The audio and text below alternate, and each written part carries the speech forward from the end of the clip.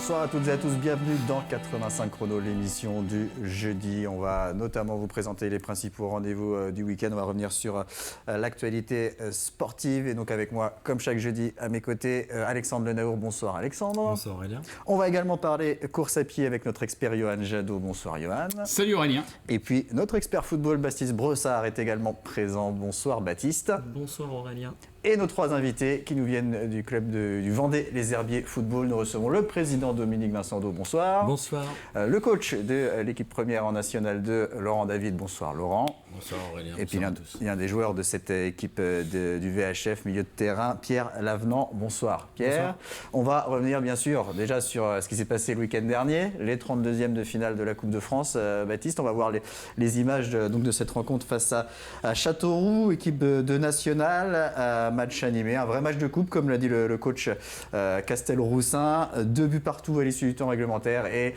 malheureusement une séance de tir au but fatidique pour les Herbretais, Baptiste. Malheureusement oui, mais on peut retenir surtout la partition encore une fois des Herbiers, très très cohérente. Ils ont plus que rivalisé face à une équipe qui évolue un échelon supérieur à eux, comme ça ce fut le cas contre Avranches au 7e tour. Donc je pense que le principal pour eux, malgré l'élimination, c'est de retenir la partie sur 90 minutes où clairement ils sont dans la continuité de ce qu'ils font depuis plusieurs semaines, où c'est très très performant. Laurent David, reste quand même une frustration de se faire éliminer au tir au but toujours. Ouais, c'est pas forcément les tirs au but, c'est plutôt la fin de match. Oui, parce qu'il y a une égalisation dans les arrêts de jeu. À la 96e. Ce qui m'embête surtout, je suis déçu pour les joueurs. Parce qu'ils ont vraiment fait le match qu'il fallait. Ils ont bien construit leur match et je pense sur l'ensemble du match en lui-même, on méritait de passer, mais le foot est parfois cruel. Et ça l'a été pour nous sur ce match-là. Donc maintenant, il faut switcher et passer sur autre chose. Mais oui, bien évidemment, pendant 2-3 jours, il y a eu de la déception. Pierre, comme le coach dit, passer à autre chose, c'est compliqué dans ce genre de situation de passer à autre chose ? Oui, c'est compliqué, c'est sûr. Parce que voilà, quand on voit le scénario du match, c'est vrai que c'est frustrant, on va dire.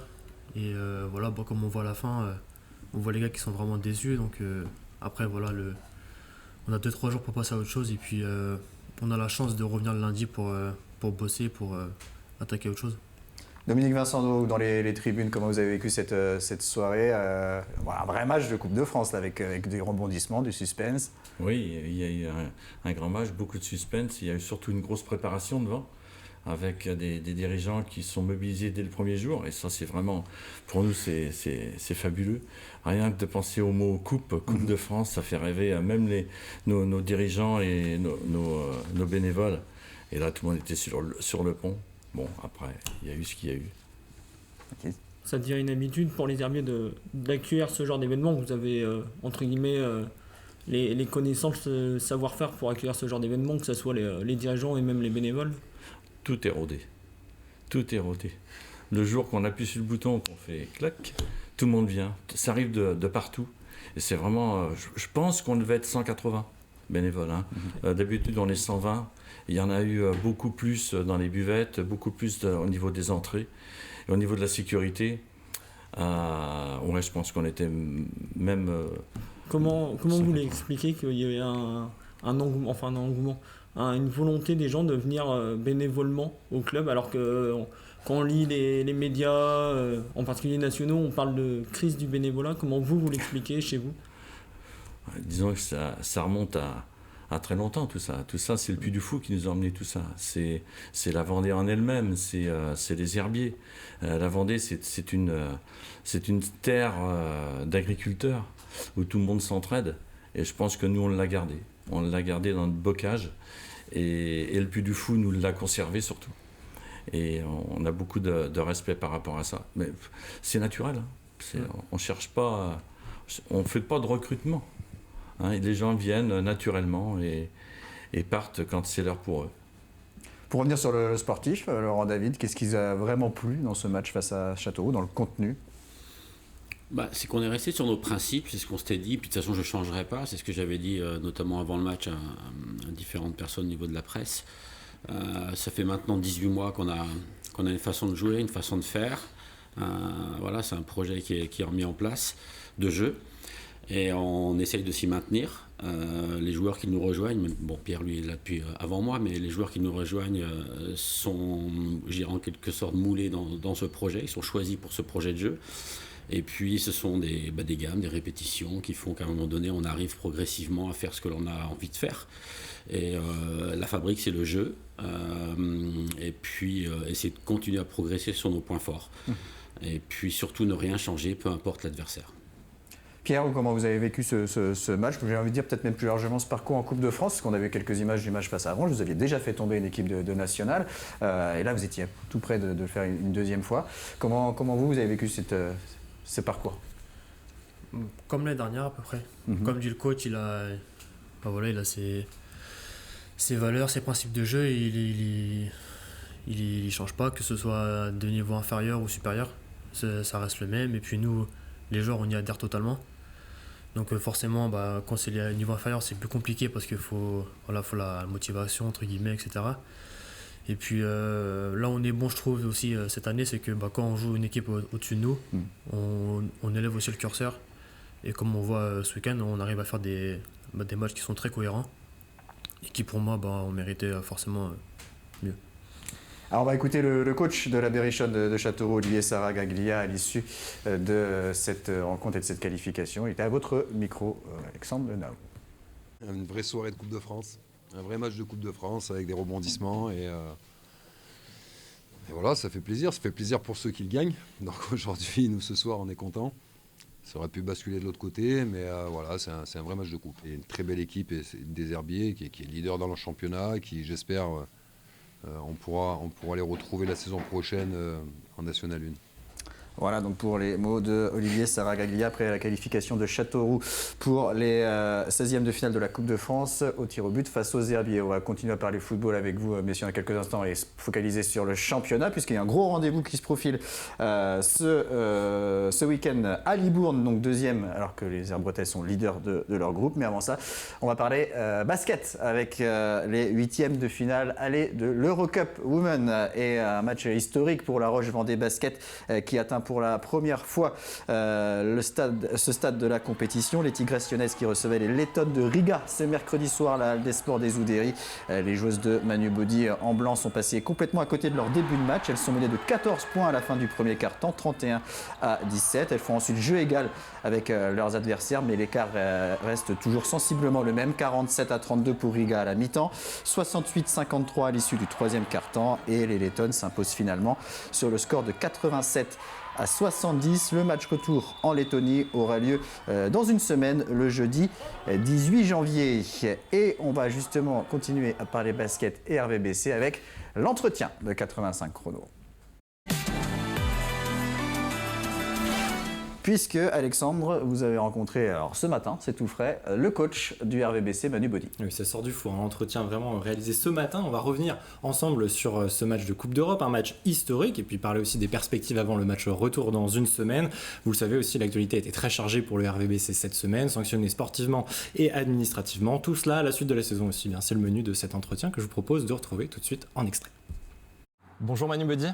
Bonjour. Nous nous retrouvons ici, aux Oudéry, à la salle de la Roche-Vendée Basket, bien évidemment, et une salle qui a vécu mercredi 10 janvier 2024 un match historique. Pour la première fois de son histoire, le RVBC disputait un 8e de finale de Coupe d'Europe. Pour ce 8e de finale aller de l'Eurocup Women, les Tigresses s'inclinent 70-87 face à Riga, équipe de Lettonie. Alors, à peine 24 heures plus tard, Manu Body, quelle analyse vous tirez de cette rencontre ?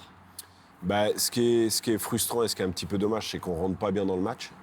Mais par contre, on fait les 25 dernières minutes qui vont bien avec une grosse agressivité et vraiment un basket retrouvé. Donc j'ai envie de te dire un petit peu déçu du début de match, mais par contre très fier de la deuxième partie de match et des 25 dernières minutes parce que voilà, les filles ont mouillé le maillot, comme on dit, elles se sont battues. Et on est parti malheureusement de trop loin.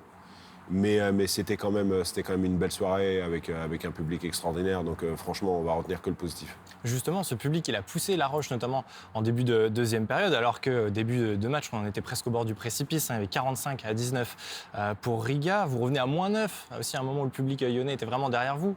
Qu'est-ce qui se passe à ce moment-là ?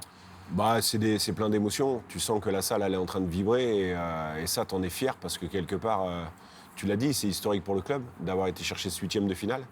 Et de passer d'un moins 26 à un moins 9, tu vois, tu as une débauche d'énergie qui est incroyable. Et ça, le public le ressent et l'envoie sur le terrain. Donc, ouais, c'est des belles émotions, tu vois. Franchement, hier soir, on a vécu un beau moment. Ce qui est dommage, c'est que, tu vois, quand on revient une fois à moins 10 et à moins 9, qu'il n'y ait pas le petit truc encore qui enclenche pour revenir encore un petit peu plus près, puis, tu vois, les mettre sous pression. Le groupe a des vraies valeurs, à 6 pros, plus les petites après derrière. Il faut vraiment qu'on soit là-dedans, parce que si on ne montre pas de solidarité et que le groupe ne se bat pas, la fin de saison va être ultra compliquée. Donc on a besoin de tout le monde, que ce soit les petites, que ce soit les pros, pour vraiment mettre tout le monde dans les meilleures dispositions. Le match retour, en tout cas de ces huitièmes de finale, ce sera dès jeudi prochain, le 18 janvier, à Riga. Pour espérer au moins une qualification en quart, il faudra s'imposer par au moins 18 points. Cela vous semble jouable, Manu ? Écoute, on va y aller à fond. Ce qui aurait été bien, tu vois, c'est le moins 9, moins 10, quand on arrive à revenir là, c'est de finir à ça, et pas de finir à moins 17. Maintenant, voilà, on est capable de faire le début de match qu'ils ont fait. On est capable de le faire et de tenir. On jouera le coup à fond en Lettonie et puis ça va être un super beau challenge. Alors Manu Baudy, on va revenir aussi sur l'actualité du club qui est très mouvementée depuis plusieurs jours. L'équipe première du RVBC a récemment été doublement sanctionnée par la Fédération française de basket. Une interdiction de recrutement jusqu'à la fin de saison, un point de pénalité en cas de play-down. Est-ce que vous pouvez nous expliquer ce qui a conduit à cette double sanction ? C'est super simple. On est géré par une commission au niveau de la fédération qui s'appelle la DNCG. On est suivi par rapport aux résultats et aux comptes de la saison dernière. Les comptes de la saison dernière ont été faussés et donc on a été mal géré en fait depuis la saison dernière. Voilà, donc là il y a une nouvelle direction qui se met en place, mais l'ancienne direction a quelque part mal géré notre budget de la saison dernière et donc on est sanctionné par rapport à ça. Ce qui est sûr, c'est que la Fédé va sortir un procès-verbal pour annoncer tout ça. Ça fait jamais plaisir parce qu'on pensait qu'on était bien géré et en fait on était mal géré. Voilà, il y a une nouvelle direction qui est mise en place de cette année, avec qui vraiment on avance et avec qui ça se passe bien. Donc moi je veux rester positif par rapport à ça. On va faire appel. Parce que le point de pénalité, ça nous met une victoire de moins. Par rapport aux sportifs, c'est catastrophique pour nous, un point de pénalité. Ce qu'on a décidé, c'est de ne pas faire focus là-dessus, c'est de jouer tous les matchs à fond, et essayer d'en prendre le maximum possible sur la seconde phase, pour après, derrière, sortir le plus haut possible en termes de classement et le plus haut possible en termes de victoire, quoi. Justement, on va en parler de ces matchs et de cette Ligue féminine. Situation délicate aussi sportivement pour La Roche. 12 journées disputées, seulement 3 victoires. Le RVBC actuellement 10e, synonyme pour l'heure de play-down. Comment est-ce que vous voyez cette suite, Manu ? J'imagine que le groupe est aussi toujours à fond derrière vous, bien entendu. Ouais, non, il y a une grosse solidarité là-dessus, que ce soit avec les dirigeants, avec les joueuses, avec le staff. Après, derrière, la suite, oui, c'est la première fois qu'à Noël, on n'a que 3 victoires. Moi, j'ai eu ma première saison en Ligue féminine qui a été très, très compliquée, avec 1 ou 2 victoires. Donc c'est la deuxième plus compliquée pour moi en Ligue féminine. On rêve quand même, on espère quand même sortir de la phase play-down et de sortir des 4 dernières places. Mais on le sait, ça va être ultra compliqué. Donc on peut et on va certainement à se diriger vers une saison play-down cette année. Donc on est prêt à ça et donc on prépare le groupe en fait par rapport à ça. Samedi, il y a Basketland, on va essayer de faire l'exploit et de gagner à la maison.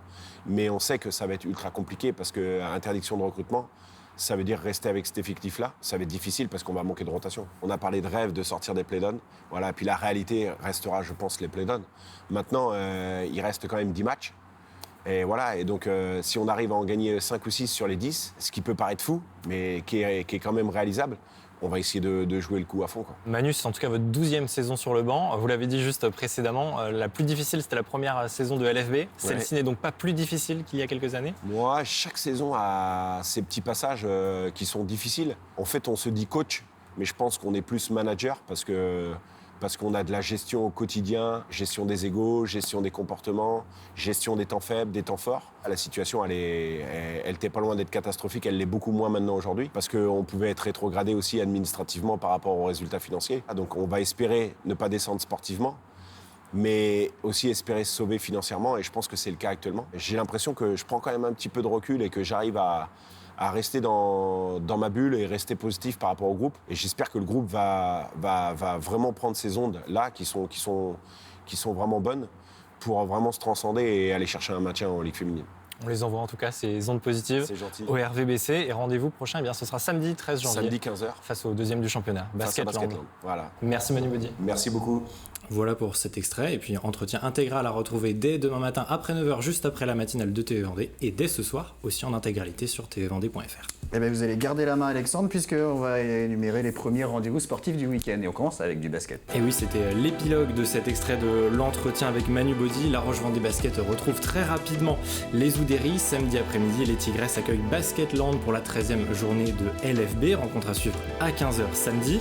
Les Espoirs leur emboîteront le pas en National 2 féminine. L'équipe 2 de La Roche recevra Cherbourg-Octeville pour le compte, là aussi, de la 13e journée de championnat. Même lieu aux Oudéry à partir de 17h15 samedi après-midi. En National 3 masculine, direction samedi soir la 14e journée. L'unique rencontre programmée en Vendée est un derby. Luçon-Saint-Gemme face à l'entente des clubs de La Roche-sur-Yon. Rendez-vous au gymnase des Comets à 20h.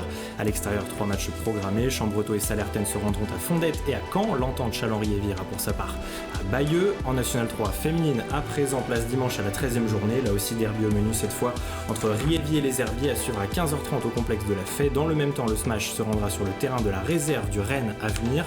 Un mot de ring hockey puisque le championnat de N1 Elite reprend ses droits dès ce week-end. Pour cette 10e journée, la Vendéenne accueille Aix-les-Bains à Longelmière. Lancement de la rencontre samedi soir à 20h. En football et en National 3, retour en championnat après la Coupe de France le week-end dernier pour Chaland. Les Chalandais affrontent Fontenay-le-Comte samedi soir, stade Jean Léveillé. Dans le même temps, la Châtaigneraie reçoit l'actuel 3e Saint-Philbert. Les Sables FCOC seront opposés à la réserve du stade Lavallois. À l'extérieur, le Vendée Poiret Foot, 2e de son groupe, se rendra dans les Deux-Sèvres face à la réserve des Chamois-Niortais. Et puis, eux aussi ont vibré le week-end dernier et repartent en championnat dès ce samedi. Place à la 13e journée de National 2. Pour nos invités des Herbiers, le VHF, actuel leader, se déplace chez son dauphin Libourne. Double rendez-vous à l'extérieur puisque samedi soir, La Roche VF, 4e, se rendra à Trélissac. Et justement, on va jeter un coup d'œil à ce classement de la poule B de National 2 de football. Donc, comme vous l'avez dit, Alexandre, Libourne, les Herbiers, c'est le 2e contre le leader. Donc, les Herbiers et l'équipe de Libourne qui ont un match en retard à jouer. Pour vous, ce sera le 27 janvier face à Romorantin. 2 défaites en 11 journées, 2 défaites lors des 2e et 3e journées. Alors, David, depuis, vous êtes invaincu, donc soit en coupe ou en championnat, puisque en coupe, on peut considérer que c'était un match nul face à Châteauroux. Quel bilan vous faites de cette première moitié de saison, on va dire à peu près? Positif forcément. Après effectivement un début de championnat difficile en termes de résultats, pas forcément en termes de match, en termes de qualité, c'était pas si mal que ça. Mais oui, il y a eu cette 2e et 3e journée avec 2 défaites d'affilée. Et voilà, il a fallu resserrer un peu les choses et puis réenchaîner. La 4e journée de mémoire, c'était à Trélissac. On fait un très très bon match. Et 0-0. On fait 0-0 avec beaucoup d'occasions et on a senti que l'équipe avait repris le dessus. Et c'est aussi la force de cette équipe, c'est qu'elle est capable de réagir après des mauvais résultats. Et depuis, effectivement, comme vous dites, ça fait maintenant 4 mois que l'on n'a pas connu la défaite. Donc on essaye de repousser chaque échéance et pour ne pas connaître justement cette défaite-là, mais même si bien évidemment ça va arriver un jour, mais à nous de repousser nos limites pour que ce soit le plus tard possible. Est-ce que le match aussi contre La Roche, qui dans le contenu est peut-être un peu moins bien, mais en termes de cohésion et de solidarité, a servi de tremplin sur la fin d'année civile? D'un point de vue mental, oui, parce que je crois que c'est notre plus mauvais match de la saison. On peut parler de hold-up. On peut parler de hold-up, oui. J'ai pas de souci là-dessus. C'est vrai que c'est vraiment le seul match où en termes de qualité de jeu, on l'a raté aussi parce que l'adversaire avait été supérieur à nous ce jour-là. Mais on avait été solidaire et on a été meilleur sur le détail. C'est-à-dire qu'ils ont un penalty en première mi-temps que notre gardien arrête et nous on a un penalty que Pierre transforme et ça a fait la différence sur ce match-là et ça montre aussi la force de caractère de ce groupe-là qui même dans la difficulté est capable de répondre présent. Et à quoi vous vous attendez samedi? On a vu Libourne à Aisne en Coupe de France, c'était assez imposant athlétiquement. Est-ce que ça va être un duel plutôt athlétique? Ouais, ça va être une confrontation de style entre une équipe qui essaye de jouer et une équipe qui défend très bien, qui est très solide et qui est très forte sur les transitions. On ne changera pas, ce sera à nous d'imposer notre jeu si on peut le faire. Et puis, ce ne sont pas des matchs faciles, ce sont des matchs de haut de classement. Mais c'est ce que je dis aux joueurs depuis le début de saison. Les Herbiers ont une image d'équipe favorite, qui n'est pas forcément le cas à mon goût, mais on doit faire avec et on doit faire face à tout ça. Et on doit du coup être le meilleur possible parce qu'on sait qu'à chaque match est très difficile. Mais pour l'instant, ça va, on s'en sort, mais on s'attend bien évidemment à un gros match à Libourne. Pierre, vous êtes au club depuis 2 ans, vous êtes arrivé en janvier 2022. Alors même si, on va dire comme chaque année, beaucoup de mouvements à l'intersaison, hein, des départs, des arrivées, quand le coach parle de continuité dans le jeu d'une saison à l'autre, vous, voilà, comment vous analysez ça? Est-ce que vous êtes d'accord avec ça? Comment vous avez vu les choses évoluer depuis votre arrivée? Moi, quand je suis arrivé personnellement, c'était un autre staff, une autre direction. Mais c'est vrai que là, depuis 18 mois, je pense que voilà, le coach il a dit ce qu'il voulait faire aussi sur le terrain. Et l'année dernière, ça a très bien marché. Mais cette année aussi, ça fonctionne plutôt pas mal. Je pense que les joueurs, que ce soit les joueurs ou le staff, tout le monde adhère. Et puis forcément, les résultats après, ça suit, oui. Dominique Vincendo, le VHF a manqué la montée de peu la saison dernière. Vous terminez 2e à 2 points de Gol FC. Il y a eu justement une défaite à Massabielle face à Gol FC en fin de championnat. Après 11 journées et un match en moins, l'équipe est leader. La montée est toujours l'objectif? Ça n'a jamais été l'objectif. Moi, quand je suis arrivé, j'ai dit 3 ans. Une année pour voir, une année pour reconstruire et une année pour justement pouvoir accéder. L'année dernière, je l'ai dit au coach, l'année dernière c'était une année trop tôt, c'était sûr, on était peut-être prêt au niveau footballistique, mais surtout pas prêt au niveau du club. D'accord. Cette année on a fait un très gros travail. Je remercie tous les dirigeants, les sponsors et tous ceux qui nous accompagnent. On a beaucoup travaillé cette année. Dire qu'on est prêt, je ne pense pas encore. Et comme dit le coach, il reste encore 4 matchs, je pense, pour se maintenir. D'abord, gagner les 4 matchs et après, on peut se projeter. Je pense que il faut qu'on se projette, on mettra tous les ingrédients pour se projeter et comme il faut. Et pour l'instant, je dirais, soyons prudents un peu, style Giroud. On va passer maintenant à la chronique course à pied avec Johan Jalot. Alors Johan, on est au mois de janvier. Oui. Mois de janvier, traditionnellement, on parle cross. Oui, la saison du cross-country. Et on a eu ce week-end à Saint-Laurent-sur-Sèvre un très beau championnat départemental de cross, avec un beau site, avec un beau panorama, avec un parcours difficile, avec du dénivelé, avec de la relance, avec du dévers, bref. Les ingrédients parfaits pour réussir un bon championnat.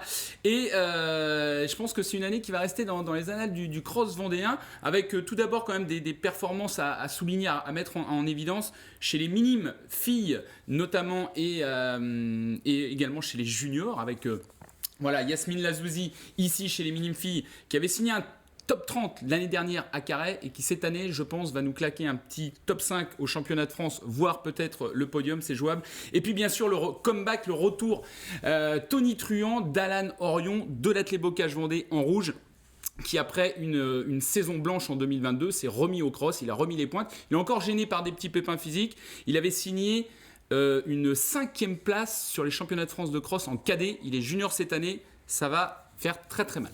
Et un mot des élites, puisqu'on a suivi également nous ce week-end les élites femmes et hommes. Et exactement, les élites femmes et hommes. On commence par les femmes, avec l'absence notamment quand même de grandes favorites, avec Javotte Guéré, avec Clarisse Picard. Je pense qu'on va avoir des images de la course des femmes. Et bien sûr, le gros collectif de l'OVA, qui sont quand même championnes interrégionales en titre. Tout le collectif de Pierre-Evan Bourquin qui met quand même 4 femmes de la même équipe dans les 6 premières. Donc là, je peux vous dire que ça va faire mal également aux Inter à Chaland. La victoire d'Anaïs Chevrier, ça c'était en l'absence de Javotte Guéré. On a vu de beaux duels également entre des triathlètes, Sarah Thibault, Mélanie Brun à l'image. Anaïs Chevrier qui l'emporte. Bravo à Virginie Barbier de l'ASV qui a été finalement la seule épine du pied, puisqu'elle vient priver un podium complètement de l'OVA. Et puis bien sûr les premières fois de Lona Gandon, qu'on connaît parfaitement bien évidemment pour ses bons résultats en triathlon, qui faisait pour la première fois un cross et qui s'adjuge le titre de championne départementale espoir. Chez les hommes, là aussi il y avait du gros niveau, il manquait Romain Morneuil qui va faire sa rentrée aux Inter, il a le temps. Là ça a été un festival rouge de l'Athlé Bocage Vendée, Nico Pelletan est parti très très vite et puis après il a cédé un petit peu de terrain, mais bon, il est en manque d'entraînement. Théo Rajo a pris la course à son compte très vite, accompagné de Romain Guéry, le jeune espoir. Lui aussi va falloir le surveiller. Et puis derrière, un vieux briscard du cross, regardez, il est magnifique avec sa petite barbe. C'est Anthony Guillard, bien évidemment. Qui s'est pas affolé, qui est revenu derrière dans le dernier tour sur Romain Guéry, sur le jeune espoir, qui lui a dit accroche-toi mon pote à mon porte-bagages et on va y aller ensemble. Seul Esteban Martino, jeune espoir de la Selle La Roche, on le voit juste derrière au sprint, se fait avaler dans les derniers hectomètres pour avoir un podium et un triplé ABV. C'est assez inédit quand même parce que à la première place on a un senior, à la seconde place on a un Master 0 avec Anthony Guillard et à la troisième place on a un espoir. Donc ça c'est assez magnifique. Il manquait quand même Oscar Thébault. Attention à Oscar Thébault, il va falloir le surveiller pour aller pourquoi pas chercher le titre aux France chez les espoirs. Un petit mot avec la course Master avec Fabien Billot. Fabien Billot qui remporte le titre et de la plus belle des manières, et je pense qu'il va falloir le surveiller pour aller claquer une belle perf individuelle sur les championnats de France de cross, et bien sûr un podium avec sans doute l'athlète Bocage-Vendée avec des Coutons, avec des Moreau et Benoît Bossis. Là vous l'avez vu furtivement, c'est la petite image de la chaussure de Théo Rajo. Voilà, regardez, il l'a découpé. Ça, c'est une photo qu'il m'a envoyée la veille. Il n'était pas sûr de courir, il avait mal au tendon. Il s'est dit, je vais découper ma chaussure pour être un peu plus à l'aise. Visiblement, ça a réussi. Une paire à 150 balles, mais c'est pas grave. C'est comme ça, elle est foutue. Je voulais terminer, mon cher Aurélien, à moins qu'on ait encore un petit peu de temps, peut-être, oui. Rapidement. On a un petit peu de temps sur des légendes du cross qui étaient présents avec Louise Maraval, quand même championne de France, double médaillée aux Europes, qui était là-bas en train de servir du vin chaud tout simplement. Voilà, c'est l'esprit d'athlétisme qu'on aime. Et puis des légendes à l'image de Laurent Brosseau, le dessinateur du parcours, des gars qui quand même faisaient 27e des championnats du monde de cross en junior, ça se fait plus. Guy-Marie Manceau également, des gars qui ont encore des records de ligue qui datent des années 80 sur des 5000 qui font partie des meilleures performances de tous les temps en junior. Donc ça, c'est assez exceptionnel. Et je tenais à souligner leur présence, ça nous a fait plaisir de les avoir. Sur les côtés, les régionaux, ce sera à Pontchâteau. Magnifique parcours dans 3 semaines sur le site, sur un haut lieu du cyclisme, du cyclocross mondial à Couette-Rose, à Pontchâteau. Donc ce sera le 4 février. Voilà, avec donc les meilleurs Vendéens qui seront présents. On termine avec un rendez-vous du week-end, le dernier homme debout, toujours à Saint-Laurent. Toujours à Saint-Laurent, effectivement. Dernier homme debout, le principe, il est simple, c'est une boucle de 7,5 km avec 270 mètres de D+.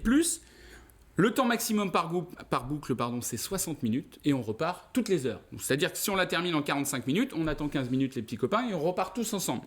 Et on tourne comme ça pour aller chercher les 24 boucles, ce qui potentiellement peut faire quand même 180 km et 6500 de D+. Dans un pays plat comme le nôtre, c'est plutôt pas mal. On fait un passage express de la revue des favorites. Bien sûr, on va commencer avec Hélène Leger, en bleu sur la photo, spécialiste du Tour de Cadran, très résistante en prépa et qui va peut-être aller chercher un challenge sur la Western 7. Virginie Allo, ça c'est la tenante du titre chez les femmes. Et chez les hommes, là il y a du beau monde avec Johan Nézan, le tenant du titre, le recordman du Tour avec 20 tours l'année dernière, avec Aurélien Sanchez notamment.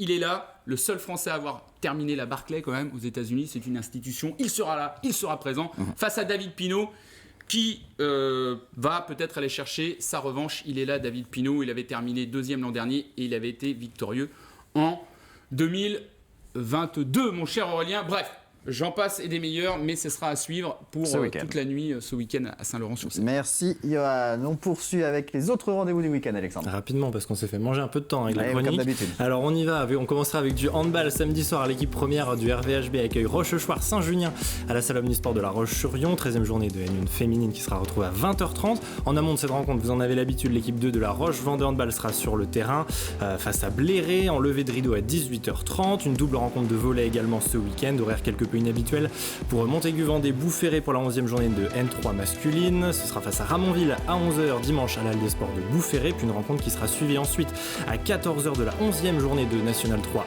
féminine. Montaigu-Vendée-Boufféré face à Neuville. Du côté de La Roche-sur-Yon, le championnat régional de waterpolo entame sa 6e journée. Le waterpolo lyonnais sera opposé à Bouguenais-Rezé dans le bassin de la piscine Arago samedi soir à 19h30.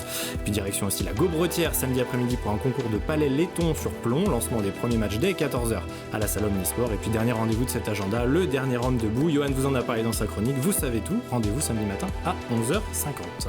Allez, encore quelques mots de football avec nos invités. Alors, je vais demander à nos 3 invités, alors même si vous n'avez pas encore rencontré tous les adversaires dans ce groupe B de National 2, il vous reste Libourne ce week-end et Romorantin en match en retard le 27 janvier. Il y aura la réception de Blois pour le début des matchs retour le vendredi 19 janvier à 19h. Quelle équipe vous a pour l'instant le plus impressionné et va vous donner peut-être le plus de fil à retordre sur cette deuxième partie de saison, Laurent David ?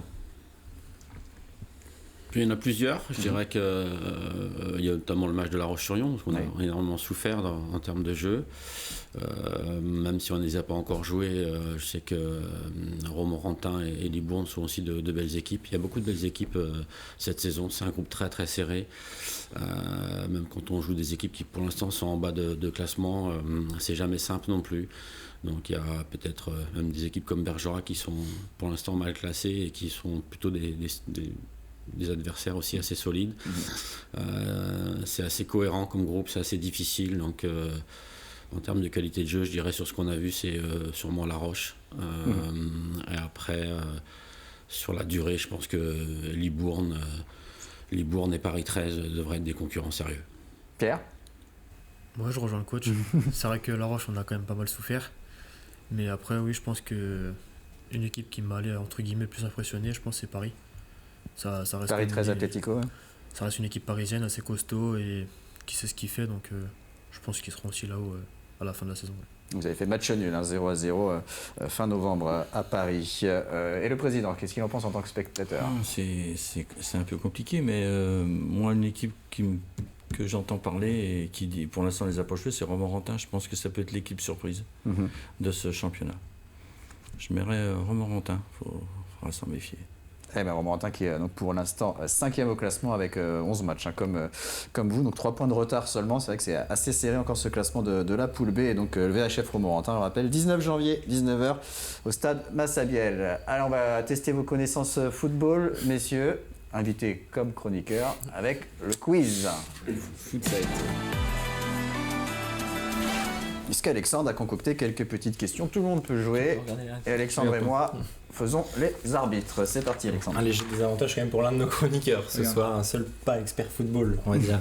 Alors, le 3 novembre dernier, donc on l'a dit, le VHF s'impose face à la Roche VF, un but à 0, penalty transformé par vous, Pierre. Mais un penalty a été arrêté aussi par votre gardien, Ozervier, qui était le tireur côté la Roche VF. Sonny Butro. C'est Baptiste qui a dégainé le premier. Allez, l'an dernier, les Herbiers, vous comptiez dans votre rang un certain Isaac Matondo, qui est parti cet été du côté de Concarneau en Ligue 2. Combien de buts avaient été inscrits l'an dernier sous les couleurs 16. 16 buts. Une bonne réponse de Laurent David. J'aurais dit la même chose. 16 buts pour Isaac Matondo. On a parlé de la Coupe de France aussi. Alors, dans l'histoire du club, combien de fois les Herbiers ont-ils atteint au moins un 32e de finale de la Coupe de France? 13 fois. Non, moins. 13 fois pour Baptiste, 8 pour Vincent, 7 pour Pierre. 9. C'est la 7. bonne réponse. C'est 7. Le juste prix. En 32e de finale en 2010, 2014 et 2024. 16e en 2000, 2017 et 2023. Et puis finale évidemment en 2018. En novembre 2013, on continue de remonter un petit peu le fil. Les Herbiers disputent le 7e tour de la Coupe de France et s'imposent pour la première fois de leur histoire face à une équipe professionnelle. Quelle était cette équipe? Ce n'était pas Guingamp. Pas Guingamp. Niort. Non. Pas Niort non plus. Une équipe qui était en Ligue 2. En 2013. Une équipe qui était en Ligue 2. Le Mans. Pas Le Mans non plus, on reste dans la zone géographique. Voilà, Niort, j'aurais dit Le Mans. Tours, les châteaux de la Loire, tout ça. Plus proche, oui. Tours. Tours. Ouais, C'est une bonne réponse. Incroyable. Inattendu de Oh, j'ai triché, je t'avoue, j'ai triché. Ah non. J'ai triché. Faut t'avouer, pas à moitié pardonné. Allez, une dernière question. Allez, qui est l'actuel meilleur buteur du groupe B, celui des Herbiers en N2? Jérémy Billy. C'est Jérémy Billy. Le double buteur, samedi 6 dernier. réalisations, voilà. Face à Châteauroux. Bon, alors tout le monde à peu près a marqué son point. On va dire que match du même Yohan Jadot. C'est dire. Merci Alexandre, merci à nos 3 invités. Bon match, bon déplacement samedi à Libourne avant la réception de Blois le 19 janvier. Autre réception une semaine plus tard, le 27 janvier, face à Romorantin. Merci Baptiste, merci Yohan, merci Alexandre. On vous retrouve lundi dans la matinale pour le journal des sports et pour 85 chrono lundi soir. Merci à vous de nous avoir suivis et très bonne fin de semaine à tous.